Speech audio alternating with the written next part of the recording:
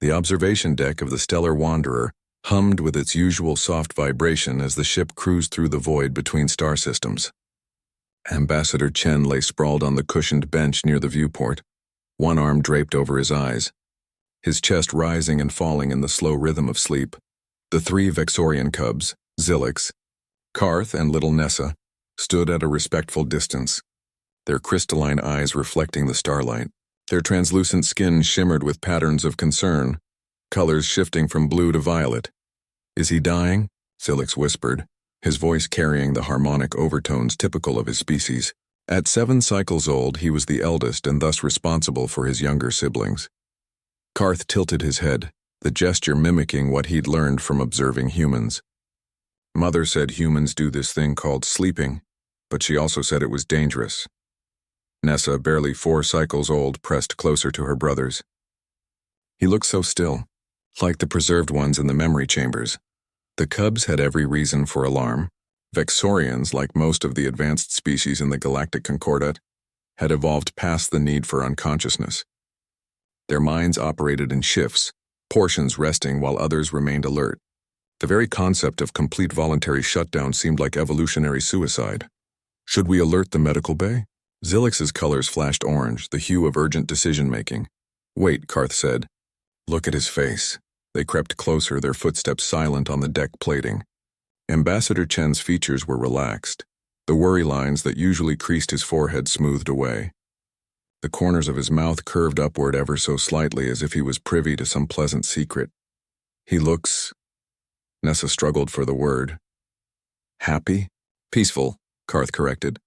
"Mother used that word. She said humans look peaceful when they sleep." Zilix's colors cycled through confusion, green mixing with purple. But how can one be peaceful when one is vulnerable? When predators could strike? When systems could fail? It was a reasonable question. The cubs' education had taught them that every species in the concordat maintained constant vigilance. The Threnodians kept 3 of their 4 brain clusters active at all times.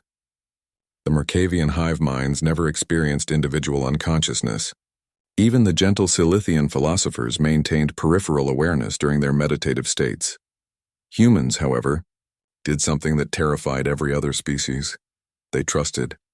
"Perhaps we should wake him," Nessa suggested, reaching out one delicate hand before pulling it back. "What if something happens and he can't respond?" "The ship's AI is monitoring everything," Karth reminded her.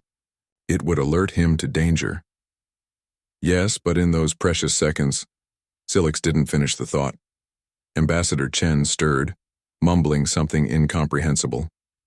The cubs jumped back, their skin flashing white with alarm, but he simply rolled onto his side, sighing contentedly, and continued his mysterious shutdown. "I accessed the human database last night," Karth admitted.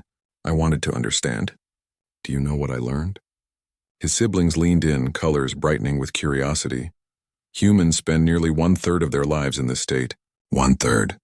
Karth's voice carried awe. "And during this time, their minds create elaborate simulations called dreams.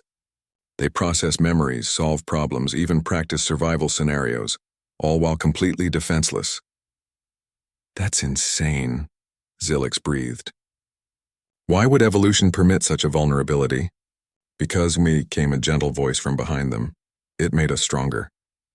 The cubs spun around to find Dr. Sarah Okonkwo, the ship's human physician, standing in the doorway. Her dark eyes sparkled with amusement. "Dr. Okonkwo." Nessa's colors flushed pink with embarrassment. "We were just studying Ambassador Chen like he's a specimen." Sarah smiled, moving to stand beside them. "It's all right. I know it seems strange to you." "Strange?" Zilix asked. "It seems like a fatal flaw." Sarah knelt down to their level. "Once upon a time, maybe it was. But humans evolved on a world where we had to be social to survive. We needed tribes, families, communities. Sleep taught us to trust." "Trust?" Karth echoed. "Yes. When I sleep, I trust that others will keep watch.